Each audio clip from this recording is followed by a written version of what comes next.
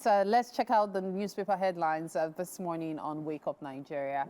We'll begin with the Punch newspaper, but before then, is right here, looking all gorgeous. Yes, I am. Thank you very much. So let's do this, Mary. Yes, the Punch newspaper is what we're starting off with, and it has this as its major headline. Edo poll, INEC deploys 5,000 BVAs, 18,000 ad hoc workers. APC LP tackled PDP over Obaseki's 1 billion naira grant to market women. NAF aircraft arrive Edo with sensitive materials. Up here, we see Yaya Bello. EFCC besieges Kogi Governor Lodge, rather. We also have Cameroon Dam, states plan emergency shelters. PDP NWC members plot Damagum's removal. Tinubu may merge MDAs, scrap humanitarian ministry. Down here, we see World Bank to grant Nigeria $1.7 billion loan. Lagos state government records 300 domestic violence cases monthly. Private employers paying below 70,000 naira risk jail. That's coming from the federal government. All of these stories and more you can catch on the front page of the Punch newspaper and in the Punch newspaper itself. I think the major one for me is Lagos State government recording 300 domestic violence cases monthly. It actually really spoke to my interest as well. And I would say I would commend the Lagos State government, and that is in the Ministry of the Domestic Sexual Violence and Response Team, that's DSVRT, because they have been very, very, very hands-on and proactive in this regard. I see them, also, organizing events, to sort of also cater to these cases, just also building and, awareness and, orientating people and sensitizing people on what to do and how to do when they are in these cases, and also people who are also witnessing, this domestic violence, around them and what they should do. So I would say, well done to the Lagos State government in this regard. All right. I would have loved for us to check out the private employees paying... Because we are private employers.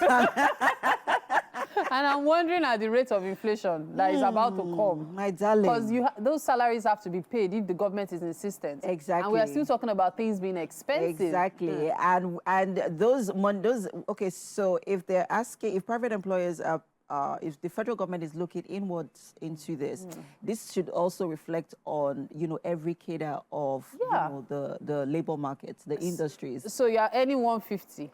You have an employee, you are paying 35,000. And then exactly. You are not telling to pay 70,000. The number of people that is more than half of your salary. That's scary.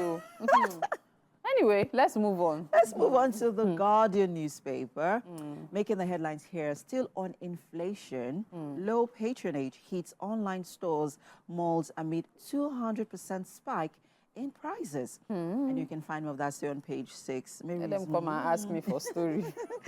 Okay, so here we have a photo story of, a mall with different industries, and it's minimum monthly cost of a healthy meal for an adult family of 4 persons up by over 35%, from 122,765 naira in January to 184,971 by June. Is this a joke? And here, prices of goods rose as much as 200% in the last 1 year, as inflation hits 32.15%. Wow, now that is a story for you. Kogi police sacks random lecturers as OAUTH removes office beds. Oh, wow, there are beds in offices. Interesting. Over 21,000 apply for 7,000 Kwasek had ad hoc jobs. And here we have on PDP crisis, Makinde backs embattled Damagum as governor's NWC plan sack. Still on fuel scarcity, tank drivers cause traffic chaos on Oshodia-Papa Expressway. Zulum warns emirs against illegal mining insurgency risk. And CSO worry over Edo Gubo election, condemn INEC's refusal to redeploy REC. And Bello remains wanted. EFCC insists, lays siege to Kogi government's lodge. And finally, donations for Borno flood victims hits 11 billion naira. And that's all we can take on the Guardian newspaper. For me, the big one is definitely the hike. Especially, hike, you see that one you mentioned about minimum monthly costs went from 122 to 184. How true is that? I mean, is it 122 to 250 they meant to write? Or is it to 284? Because I feel there's some of these statistics. I don't understand that one. But anyway, it depends on what you're buying. It depends on what you're buying. That's true. Okay, moving on to the next newspaper. I have the Nation newspaper here. And the major headline is PDP governors splits over bid to sack party chair Damagum. Here we see his stay no longer tenable, says Bala Makinde, I'm fully with him. Still on the front page of the Nation newspaper, Makinde to deliver 41 billion naira Ibadan airport upgrade next year. 80.2 billion naira probe Yaya Bello EFCC in hide and seek. Ex-governor shows up at agency's office with Ododo 153 days after.